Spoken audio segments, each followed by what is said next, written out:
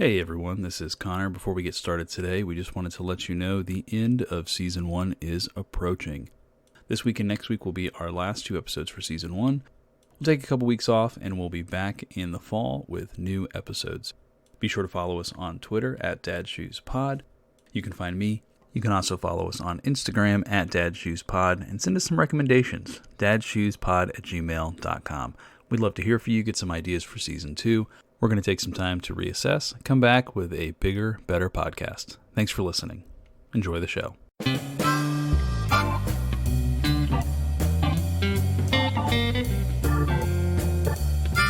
Hey everyone, I'm Johnny, and this is my co-host, Connor.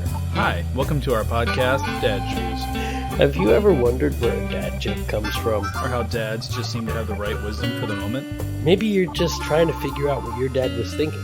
Maybe you are a dad and just need to hear, Hey man, us too. well, we're learning what it's like to wear the dad shoes. We would like to invite you to join us on that journey. First things first, John, what's new? There's a lot that's new, Connor. We've been approved for a mortgage. I've got homeowners insurance. I'm trying to get Nice. somebody out there to deep clean the house right after we close. So you guys are really doing this. Yeah, I know. And nothing's really finished yet. Like, that's the worst part. Is it's like we're at the point where, yeah, we're going to buy this house. But we're not at the point where we bought the house. So it's like, hey, you need to get this finished or it's going to push back your stuff. Or you can't do this. Or you've got to go and do something else instead. It's like, well, Yeah. can't I show up and I sign everything and we're done, right? That's all I need, right? I've already given you If all you the have cash, documents. I think that's how it works. Right. Well, maybe. But like the mortgage, it's already been taken care of. I've already been approved for the loan. I just got to, sign the papers. So I don't understand why it's got to be so complicated. Why my dad's been our agent because he's a broker, a real estate broker. So he's been facilitating that with us.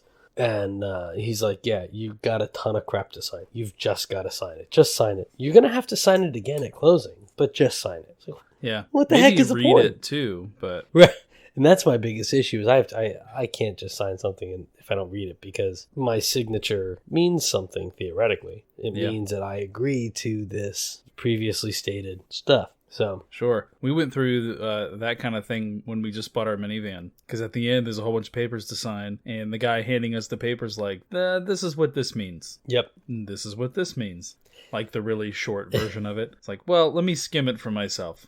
The worst part, so my uncle's an attorney. He's been pushing for legislation to be written in plain English. And if you look at a really good attorney who wants their correspondence and briefs to be understood, it is very specific, but very understandable. Yeah. And it's not like you read some of these contracts and they're like designed to put you to sleep. It's almost like they say, you don't need to pay attention to this. Just skim down. Yeah, But it's like, what can we slip in there while you're glazed over. Right. And it's skipping like, to the end? it just sucks. And they're designed to trip you up and they're designed to be contradictory. So it'll say one thing, but it'll mean exactly the opposite. Like when you actually break down that statement, it's completely the opposite, which is just terrible.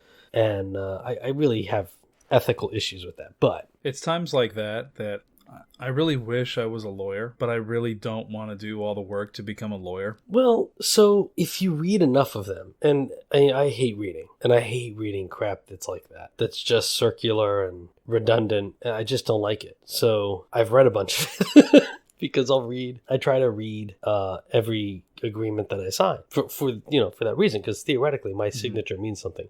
You can't tell me, oh, well, if your signature doesn't match exactly, then you can't vote. And then just say, oh yeah, we've got to sign these papers just because they don't really mean anything. Then what am I signing them for? And I actually brought that up to somebody, and I don't remember what it was, but they're asking me for my social, and they're asking me for all sorts of stuff. And it was like, real things. Hey, cat. Not just like, hey, some guy on the street, let me get your social. It wasn't something stupid like that, but they wanted my social security number so they could know who I am. And I said, this is not for, because I was in an accident. That's what it was. And so she wants my social security number on my medical release form for the insurance company. And I'm not going to give you my social because it doesn't matter. You don't need that. So I didn't do that, and I wouldn't sign things. And there was another one. She's like, well, you just need to sign this because it's our protocol. I said, well, I'm not signing it. So unless there's a legal reason for me to have to sign it, I'm not going to do that. And I've done that on more. That was the most recent one, but I've done it on more than one occasion. And they're like, "Oh, okay." They need to get it taken care of, so they're not going to argue with you. But it's irritating, and that is not at all the direction that I meant to go. No. With there's this is what's new in my life because Yeah.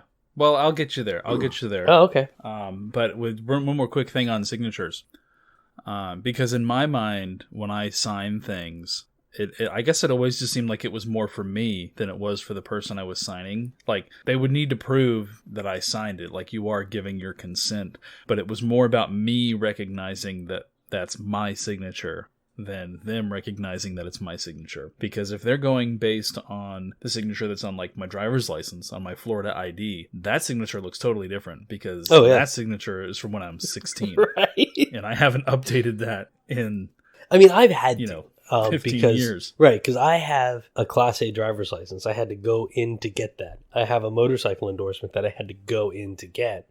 Those weren't things I could just input online, which you probably should be able to do. But, my picture and signature from when I was 15 and 16, they're gone. Right? Yeah. I still have mine, at least for another couple months. I think when I turn 30, I'm going to have to go in and get a new picture and everything. Quite frankly, you should have had to do that at 26, in my opinion. But at the very least. That's also true. Right. I've only been told one time. There was one bar I went to where they told me they could not take my ID. They would not take it. I was just in town briefly. Right. And I was actually at a restaurant where my mom knew the owners. And so they're looking at my ID and they're like, "Bro, this looks nothing like you." Because when I was 16, I had long hair. I didn't have any facial hair. Right. I kind of looked like Kurt Cobain, to be honest with you. I had the puka shell necklace. And I was really into the grunge phase when I was 16. And now I got short hair. I had like a beard. And they had to call the manager over. The waiter was like, "Yeah, I'm sorry. I can't take this. I have to bring somebody over." And I knew that my mom knew the owner. And I almost was like, "Come on, my mom knows the owner." But I really didn't think that was going to help my case. Right. One of the issues I have, because there's, they do those like secret shopper police, which... Not touching that right now, but because they do that, if the protocol in your municipality is anyone under 30 that looks under 30 has to be carded, what am I going to do, man? I asked for your ID. I totally get it. If he wasn't comfortable serving me alcohol with that ID, then he shouldn't. And I was just kind of like, you did not look like you were under 21. No. And that was like 2 years ago.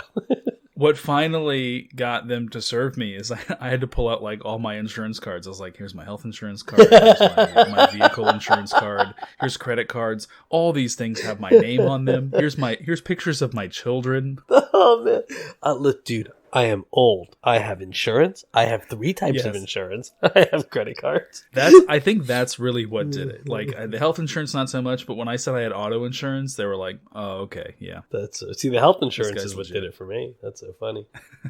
It wasn't the pictures of my kids. They didn't care about that. Because you could be in high school and have kids. Yeah, that's true. It was the auto insurance that cleared me. And I only ordered one drink. I only got one beer because I don't want to push it, I don't want to push my luck. That's so but funny. Anyway, that house buying stuff sounds pretty stressful. Have you done anything lately to relieve the stress? So we went camping last weekend. And I say last weekend because it was the end of the week. And we talked about this actually the last time we recorded. That your weekend was over, thank God. And I'm like, well, that's awesome because mine's just beginning. It was like I was off on Sunday, I worked on Monday, and I was off on Tuesday, and I went back to work on Tuesday. It was on Wednesday, then like a week later, and it was awesome. And it was my brother turned 30, so happy birthday, Robbie! Happy birthday, dude! And his birthday was the day we got there. His wife's birthday is the day before, so it was cool. We went and had a grand old time. With 2 kids. And let me tell you what, that was the best part. Because, you were telling me that tonight you had issues with Titus going down. And Charlotte May, that weekend before, she had issues going down.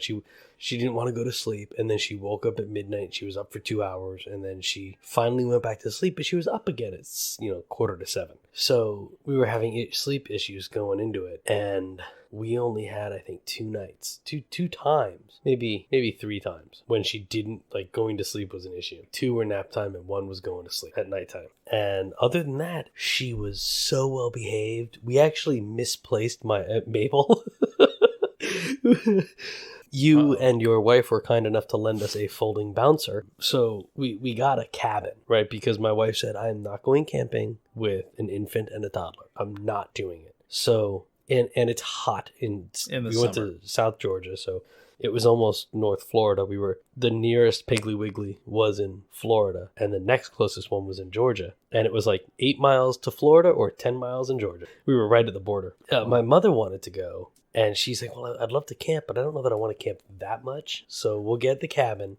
We'll have it for the kids. It'll be great. And then we'll also get a campsite. So we had a campsite and a cabin. It was awesome. My brother camped out almost every night. It was every night but one. And I was going to. I had fully intended on camping with him and bringing Charlotte May, and we would camp together, and she would camp in the tent. But then I realized that the sites were too far apart. So we couldn't, like, put her down and then continue to hang out, because we're not going to put her on the campsite by herself, because it was 200-300 yards away. And so somebody's got to be there. But I'm not going to bed at 8 o'clock, especially when we're all hanging The sun's barely down. The sun's barely down, She stayed in the cabin the whole time, which was a bit of a bummer for me, but it was okay. She was able to hang out and still do things camp-wise. She just didn't sleep in the tent. And then I slept in the tent 2 nights. Well, I brought an air mattress, and the first night I slept on it, but it wasn't fully inflated. And I woke up every 20 minutes or so because it would that's the worst. Jiggle. And it felt like I was rolling off the air mattress. And so I didn't sleep. It hurt my back because it was so wiggly and soft. And so I deflated it. The next night I slept on just the floor, the ground, which was actually kind of nice, except my back hurt from the night before. So I ended up sleeping in the cabin. And then the next night, I swear it was going to pour. It was like a hurricane was rolling in. I'm like, oh, I'm not going to do that. I don't want to have to deal with my tent caving in on me in the middle of the night, so I slept in the cabin. Yeah. That sounds pretty nice, though, having the cabin available. Especially with the kids. So many of my decisions are based around how easy is this going to be to do with my kids? Yeah, that absolutely. How convenient is this going to be? I don't know if I've told you this, but we bought Charlotte May a life vest, like a PFD, a personal flotation device, like you would wear on a jet ski or when skiing. And so it's more like a life jacket, not like those water wings with the chest piece. It is more like a life jacket than a water wings with the chest piece, but it is not a life-saving device. So a personal flotation device, like you would wear on a jet ski, is just designed to keep you at the surface. They actually will keep you face down. So if you're skiing and you wipe out and you lose consciousness, it's going to keep you up so somebody can rescue you, but it's not going to keep your face up. So like those orange life vests that go over your head and go strap around your waist, that's a life vest. And that's designed to keep your face out of the water so you can still breathe if you lose consciousness. Right. So this is not a life-saving device, but it does keep her up. It does keep her floating. Yeah. I wear one all the time because I like to float and I don't float. I just sink right underwater. So, I mean, I'm a lifeguard. I'm a paddle sports instructor. I surf. I'm not a bad swimmer. I just don't want to have to work for it when I'm relaxing. So I wear one myself, just hanging out in the water. You're on vacation. Yeah, exactly. But my brother got kayaks. So we're out kayaking and she's got her little life vest on and she loves it. If she sees it, she'll wear it. She might not have anything on but her vest, but if she sees it, she wants to wear it. So it was great. Kayaking. That's so opposite from Titus, because he won't wear anything, like, except his clothes. That's so funny. He won't wear masks, like he won't do capes. He loves Batman, but he won't wear a Batman cape. That is too funny. But no, camping was just awesome.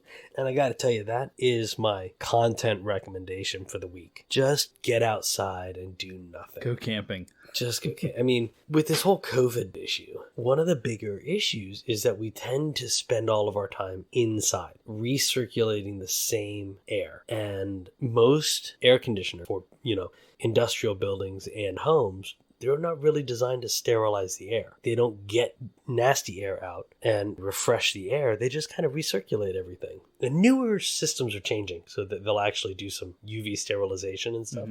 But one of the best recommendations for maintaining your health during this corona economy time is get outside. If you're going to be with people, do it outside, because there's wind, however light, that will blow the viral particles away. So you're not, if you and I are standing talking to one another and there's a slight breeze, maybe I'm sick and I'll contaminate you, but the breeze kind of blows it away. So right.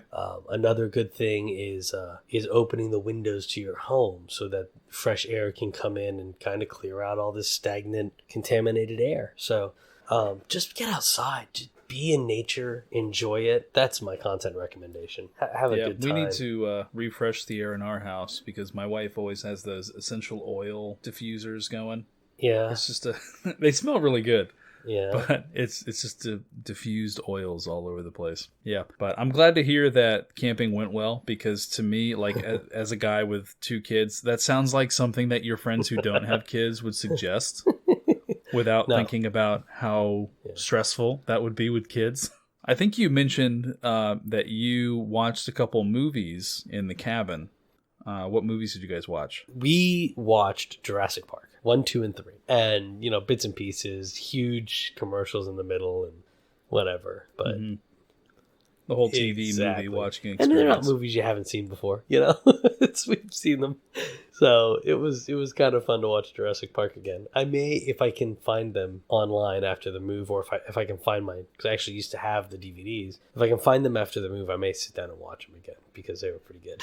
Yeah, I think I've heard that the original trilogy of Jurassic Park, since they have now created Jurassic World, I've heard that 2 and 3, Jurassic Park 2 and 3, are no longer canon. Like, they're not a part of the story anymore. It's just Jurassic Park. And then the story picks up however many years later with Jurassic World. So Robbie said the same thing. He'd heard the Jurassic, maybe it was his wife said it, that Jurassic World doesn't take place in the same storyline. And if you remember, I think it was because they're doing a Jurassic World 3, right? Or they did? I think they. Yeah. I haven't seen the second one. A Jurassic World 3. But Jurassic World 2 is where Chris Pratt's girlfriend, she's fighting for the animals, trying to keep, let's get these dinosaurs off the island because the volcano's going to explode. And then politicians are fighting her, and they show the end of Jurassic Park 2, like clips of that, like the T-Rex running around whatever city that was. And I remember that clip because it was amusing. It was like, oh, look at that from the 90s. They're throwing into this new movie. I think it's funny when they do that.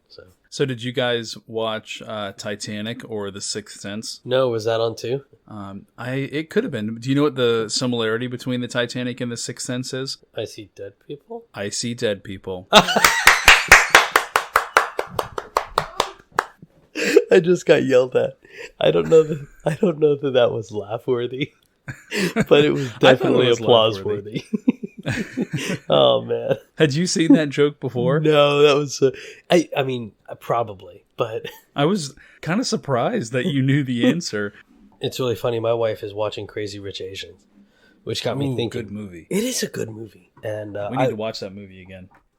But you know what Crazy Rich Asians has in common with Titanic? I don't know. Nothing. I just, I mean, I'm sure there's like a 6 degrees of Kevin Bacon that you could do there, but I don't know. I was thinking I see dead people, but I don't remember there being any dead people in Crazy Rich Asians. I think there's 1 or 2. There's a dead tiger. Oh, that's true. I got some question for you, Connor. You have 2 kids, right? True. So when you had Riley, well, I mean, you didn't have Riley, but when Riley came along, was there a moment where it felt like you completely forgot everything? I don't think so. Because, well, you explain yours and I'll explain my experience. So we have Charlotte May, and I'm learning to be a dad, and I think it's kind of funny because those what are the Pampers commercials or Huggies or whatever, where it's like the first first kid and the parents are trying to bathe the baby in the sink. Yeah. And Take a picture. one tries to take a picture. It's like, I know what a bath is. And then by the second kid, mom just throws the baby in with dad in the shower. Well, we were already there. So that was how we were with Charlotte May. But there was a lot of things that I just didn't know. Like when you put your shirt on, you know to put your hand through the sleeve. It's just something you know. You don't have to think about it. You just do it. Babies, one, don't know to do it. And two, even if they did, couldn't do it. Yeah, so now you've got to make sure they've got a little fist and they're not like, you don't have a pinky hanging out there. Otherwise, you'll bend it back and then you have a screaming infant. And I know that from personal experience. So, like, you got to learn to put a shirt on somebody else who's fighting you because they don't know what the heck's going on. And then, you know, figuring out how to clean diapers and do all that stuff. And, you know, there's a lot that just kind of, I just figured, let's just go with it. Do what you can do. And if you, you'll figure it out as you go. But then other things you got to learn, like putting on clothes. Well, Mabel comes along. And I was like, I looked at her. She was like a week old. I'm like, listen, kid, clearly I've forgotten everything. I'm sorry. I don't know how to put clothes on anymore. You know, it's right back to square one. How do I get this arm through this sleeve? And but you know, we figured that out, right? We get there. Mm-hmm. We're now on to the learning how to eat stage because she's been breastfed. She wouldn't take a bottle until May. Oh my gosh, she's awake again. Now the kid just won't sleep. So now she's been breastfed 4 months. For her whole life. For 4 months-ish. And then we started introducing foods. Mushy foods. Peas, sweet potatoes, you know, stuff like that. Yeah. And she would not take a bottle. We kept trying to give her bottles. We bought, I think we have a dozen brands just so we could figure something out. Just, what can I do so I can feed the kid? Because nothing I did. Well, we finally got, I think it was Mother's Day weekend. So like the beginning of May, she finally took a bottle. And it was, let's just see if we can do this. We've been trying to feed her some food, and she does not like to eat for me. She's started to come around, so she'll eat for me now. She had only been eating for my wife, but so she's eaten a little bit for me, and my wife just tosses me a bottle. Said, "Try this." She guzzled down that whole ounce, no issues, and wanted more, but we didn't have any more warm, so we had to warm some up. But it was like, that's the worst. Yeah, and it was like, well, okay, how did we do this with Charlotte May? You know, it's all like an intro to lead up to how did we do this with Charlotte May? Because she just started eating food, right? We started giving her mushy stuff, and it was fine. The worst was we were at a restaurant, and we didn't have food for her. She'd already eaten. It took too long for us to be there. We thought we'd be out sooner. So we got some bananas and mushed them up, and she ate bananas. That was great. Awesome. And that was like our first time out with her when she was eating real food. It was like our first time really eating food. Mm-hmm. But, you know, she'd been taking a bottle since day one. Oh, not day one, but, you know, right off the bat, you put a bottle in her mouth, she was fine. And it may have been that we didn't start with the bottle quick enough with Mabel, but now she's taking a bottle, which is awesome. And yeah, because now you can jump in. Now I can jump in and help, and we can leave her with somebody. I just didn't know if you had any kind of similar experiences. I think we had, in some sense, we had a little bit the opposite experience, I think, that you did. In that when Riley was born, everything just kind of fell into place. You know, it really just felt like, oh, this is round 2. Like, we got this. Well, like a lot of stuff did. A lot of stuff did. Now, I do think that there are some things where we timed it differently. Like, we didn't think about, like, oh, well, at this stage, Titus was eating food already. Or at this stage, Titus was doing this. And she was just the baby. You know, Titus was the toddler. Right. Riley was the baby. And we just treated them as such. And so now that Riley is 10 months and she's walking and she's starting to really branch out, like, we probably waited too long to start feeding her full meals. Oh, really? Like, of food, because we just didn't think about it. But in terms of like how to take care of a baby, those things came back real quick for us. Yeah, I mean, it wasn't okay, a long... You can't control your arms, so let's put them in there for you. Well, and I don't know how your kids are when you try to get them dressed. Mine do not want to get dressed, so... It depends. Titus loves his PJs. He wants to be in PJs all the time. So it's tough getting him dressed for school, but like once he's dressed, he's okay. Once we finally do it, he's okay. Yeah. And then at night, after Riley takes a bath, she takes a bath first. Titus will see her in PJs and be like, "Oh, I want PJs now." It's like, okay, well, that means we have to go take a bath. We have to clean you up, and then you can put your PJs on. I don't want a bath. I want PJs. And then, that turns into a whole conversation with our 2-year-old. Which, let me tell you what, they get it. Notice the sarcasm. It's so sad, man. The conversations are sad. I actually had to type an email to Charlotte May. We set her up with an email account. That's an awesome idea. Yeah, and I've sent like one or two like, "Hey, this is your daddy. I love you. Bye." But I actually That's a pretty cool idea. Like a full-on email, huge letter, because when we were camping, she's screaming, and this is the night that it was hard for her to put her down. She doesn't want to be let go, and we're having that issue with Mabel, where she just wants to be with us. She wants to be in bed with us. She wants to be held, and at night, because like I said, we misplaced Mabel because we put her in the bouncer that y'all lent us out on the patio of this cabin, and we would go in and out, and we would be. I think we started making dinner one time. So 4 adults are inside. Charlotte May is running around inside. And I look up and I go, "Is Mabel still on the patio?" And she's outside totally happy. No, just bouncing along, chewing on whatever she's chewing on. And so it was like, she was only out there for like 5 minutes. Babies are very happy outside. Yeah, but they should be. And it wasn't that it was shaded. It was towards the end of the day, so it had started to cool down. We did have a fan going. It was not a hot day anyways. And yes, it was cooler. She was chill. We've been outside all day, so whatever. Perfectly happy. Yeah, in our experience, babies are pretty happy being outside. Yeah. The fresh air does something to them. But the email account, that's pretty cool. We might have to do that for our kids, because I would have written Titus a letter tonight. Hey, look, I didn't know what to say. It came down, she was screaming. She just didn't want to lay down. I wanted nothing more than to go in and hug her and hold her. Just, Daddy's here. It's okay. You're fine. But it was like, if I did that, you know what would happen. This kid's just going to keep screaming. She might fall asleep, but then I'll put her down. Yeah. And that was pretty much all it was. Like, I started it out with, on this night, you had this issue. And here's how I felt about it. Now, is this something you plan to show her when she gets older, or is this just like a junk email box that you can send stuff to and maybe give out to people who need an email and you don't want to give them your real email? It's her email address. When she is older, we will give it to her. So she'll see these emails from Mommy and Daddy. From Mommy and Daddy. Yeah, and that's her pretty email cool. address. We live in a different time. The goal was she would get this when she's 18. When you graduate high school and you're going to be an adult. She's going to need that when she's 6. She's going to need it when she's 6, man. So maybe we'll have to give her another email. The kindergarten teacher's going to say, like, "Okay, Charlotte, I sent you an email. What? Pull it up on your watch." Right. Yeah, and when it came to feeding, with our kids, they were opposite on those things. Like Titus, even now, we always had trouble feeding him. From the day he was born, we had trouble feeding picky him. Eater. New parents, it was tough. He was breastfed mostly, and it was tough to get him to latch and to take bottles originally. And we were thinking he was just going to be a bottle-only baby because it was easier than doing things, the natural way. But he always slept. He always slept well. We put him in his own crib at 2 weeks old. And it was the greatest thing ever. Wow. We asked the pediatrician about it. Yeah, well, he slept in bed next with to you? us. We had it's called a mum belly. I think it's actually at your house now.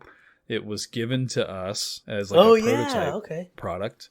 It's like a cat bed. I mean, to be honest, it's like a cat bed that you can put your kid in, and this little pillow you can stick in there, so they are elevated. You can elevate their head. But then the problem is they kind of sink down, and then they're all balled up when you wake up in the morning.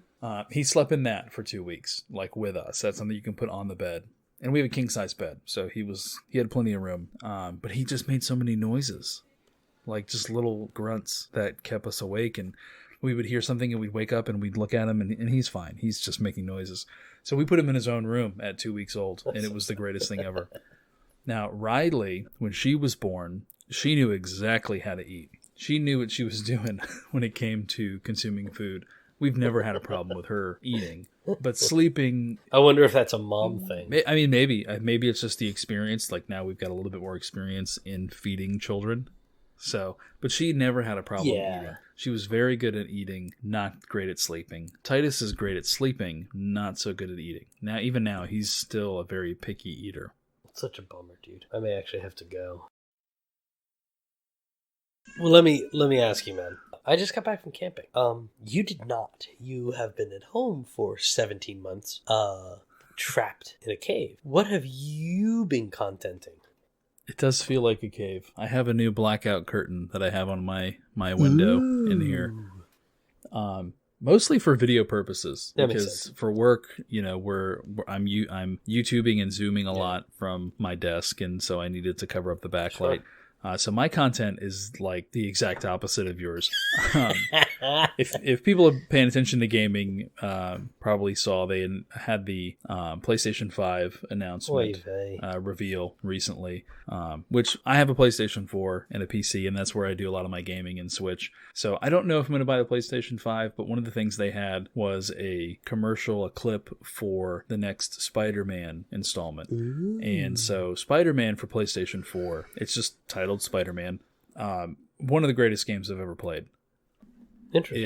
It's so much fun. It's so well put together. It's kind of like, I know you're really into Assassin's Creed, so it's got a little bit of that open world fighting style like Assassin's Creed does. You use the Spidey sense and you can dodge things, and there's some parts where you want to creep around and take people out stealthily and stuff, and there's other scenes where you just jump in and punch people, however you want to be Spider-Man. But the story for this game was amazing, and I've been recently working on just completing 100% this game. I got the DLC, 100% all that. So I'm cleaning up a little bit of loose ends.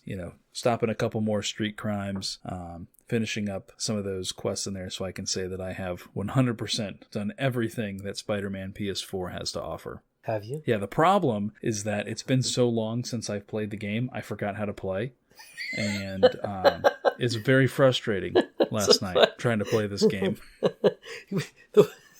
So, as you mentioned, I play Assassin's Creed, and I do not play video games. I just don't. So, I play so seldom. That's funny that I have the same problem. Man, that's a whole dad gaming issue. Is by the time you have enough time to play a game again, it's been so long you forgot what's happened and you don't know what you're supposed to do. What am I here for? That's my content for the day. So Spider-Man PS4. Spider-Man PS4 in preparation for. I'll tell you what. If you buy a PS5, I'll take your PS4 off your hands for $100. That's good. They have not even announced how expensive the PlayStation 5 is going to be, and that just tells you how expensive it's going to be.